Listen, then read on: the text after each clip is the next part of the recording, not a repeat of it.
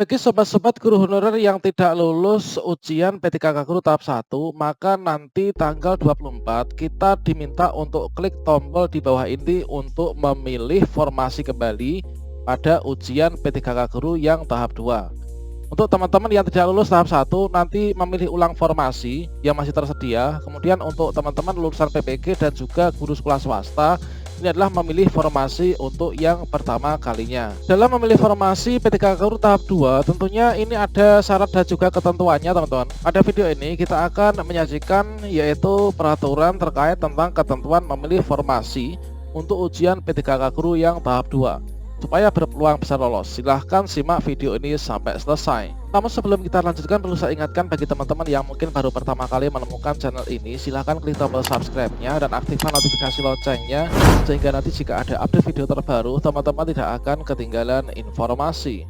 Sobat-sobatnya, ketika kita memilih formasi, tentunya di sini nanti akan disesuaikan dengan yaitu pendidikan. Dalam hal ini adalah sertifikat pendidik yang kita miliki atau ijazah yang kita miliki, linearnya di mana. Kemudian di sini nanti kita akan bisa memilih jabatan, teman-teman. Nah, ini adalah nanti kita sesuaikan semua ya. Nah, misalkan di sini adalah saya ini S1 Pendidikan Geografi. Nah, maka teman-teman di sini nanti kita pilih formasi jabatan. Misalkan saya pilih yang guru kelas. Kemudian untuk lokasi formasi nanti akan ditunjukkan kira-kira yang masih tersedia sesuai dengan ijazah saya untuk formasi ahli pratama guru kelas ini mana saja. Tentunya lokasi formasi yang nanti akan muncul di sini ini adalah sisa formasi yang tidak terisi pada tahap 1, teman-teman. Nah, di sini daftar formasi yang masih tersedia, maka di sini untuk memilihnya di sini kita bisa pikirkan sejak sekarang ya. Misalkan saya bisa mengetikkan dengan kata kunci. Nah, di sini saya mengetikkan di sini yaitu SD ini misalkan, teman-teman. Nah, sebenarnya teman-teman untuk yang ujian di tahap 2 di sini ada ketentuan untuk memilih formasi, teman-teman. Dan tentunya ini sebelum kita untuk jadwal memilih formasi buka, kita harus tahu dulu ya. Jika kita hitung secara mundur, maka tinggal sekitar 4 sampai 5 hari lagi, teman-teman. Bagi teman-teman yang tidak lolos di ujian tahap 1 dan juga teman-teman yang baru memilih formasi pertama kalinya untuk ujian di tahap 2 dari teman-teman guru swasta dan juga lulusan PPG, untuk pengumuman dan pemilihan formasi di tahap 2 nanti mulai tanggal 24 sampai tanggal 30 Oktober tahun 2021. Terkait tentang teman-teman untuk yang seleksi kompetensi 2 ini tertera pada paragraf ke-9 yaitu Permenpan RB nomor 28 tahun 2021, yang mana nanti untuk pelamarnya dari teman-teman THK 2 dan juga guru honor sekolah negeri yang nggak lolos di ujian tahap 1, kemudian guru sekolah swasta dan juga teman-teman lulusan PPG. Soalnya terkait tentang ketika kita klik tombol untuk memilih formasi di tahap 2, di sini kita harus mengetahui peraturannya, teman-teman. Nah, di sini bagi teman-teman pelamar yang mengajar di pendidikan anak usia dini, kemudian taman kanak-kanak, sekolah dasar atau sekolah menengah pertama, ini teman-teman dapat melamar di antara pilihan bentuk satuan pendidikan tersebut di wilayah kabupaten atau kota tempat pelamar mengajar pada mata pelajaran yang sesuai dengan sertifikat pendidik dan atau kualifikasi pendidikan pelamar. Nah, jadi teman-teman, di sini tidak terkait bagi teman-teman mungkin yang mengajar di PAUD, mengajar di TK, kemudian mengajar di SD dan juga SMP. Nanti yang dijadikan dasar untuk teman-teman bisa melamar formasi yang akan teman-teman pilih, ini adalah dari kualifikasi ijazahnya, teman-teman, kualifikasi pendidikan atau juga sertifikat pendidiknya. Artinya, misalkan teman-teman itu memiliki ijazah S1 PAI misalkan ya, teman-teman itu mengajar di SMP, teman-teman. Nah, teman-teman itu mengajar di SMP punya ijazah atau sertifikat pendidik yang PAI, maka teman-teman ini bisa memilih ya untuk menjadi guru atau melamar formasi guru PAI yang ada di SMP ataupun juga yang ada di SD. Nah, selanjutnya teman-teman, di sini yang paling penting itu adalah nanti didasarkan pada sertifikat pendidik dan atau ijazahnya.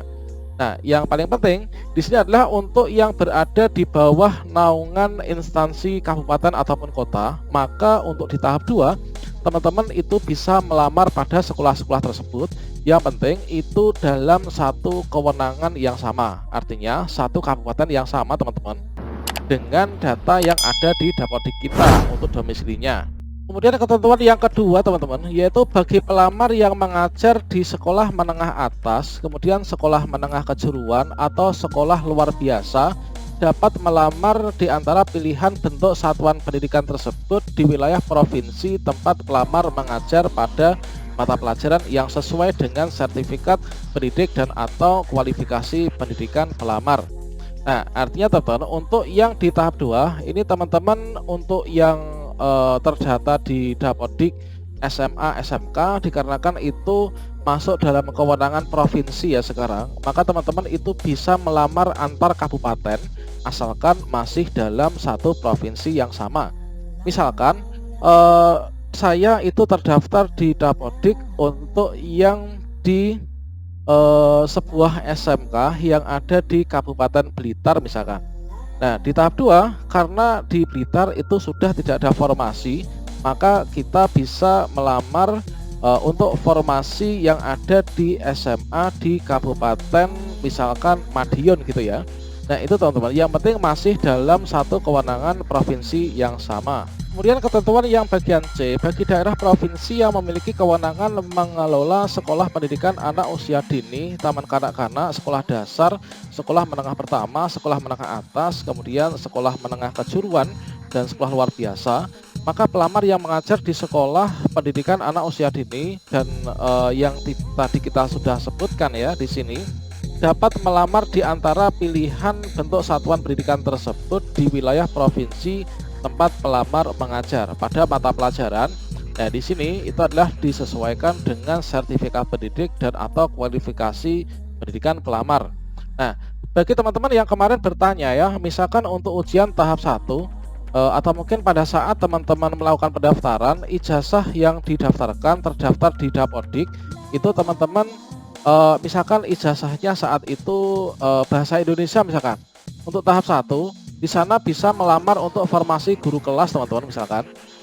Kemudian untuk di tahap 2 ternyata teman-teman sudah memiliki ijazah S1 PGSD gitu ya. Ada yang bertanya apakah kira-kira untuk di tahap 2 itu bisa melamar menggunakan ijazah terbaru yang dimiliki sesuai dengan yang baru saja diperoleh untuk formasi guru SD misalkan. Maka itu tidak bisa teman-teman. Dikarenakan apa? Dikarenakan untuk penetapan ijazah itu sudah di-verify pada beberapa bulan yang lalu. Dan kalau misalkan teman-teman itu melihat pada akun info GTK teman-teman, maka di sana ada status verify, itu adalah saat ini sudah dikunci. Nah, makna dari status verify sekarang dikunci itu artinya untuk momentum seleksi P3K Guru tahun 2021 baik itu tahap 1, 2 dan juga 3, maka teman-teman tidak bisa mengganti ijazahnya ya. Jadi lebih baik teman-teman memakai ijazah yang itu dulu. Kalau misalkan teman-teman mungkin bisa mengganti ijazah yang ada di Dapodik dan nanti akan tersinkronisasi di info GTK, maka teman-teman itu memerlukan untuk nanti verify ulang teman-teman.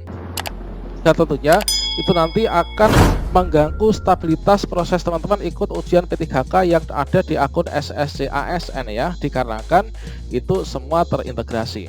Oke, demikian sobat semuanya terkait tentang ketentuan memilih formasi, dan nanti simulasi untuk memilih formasi adalah seperti itu.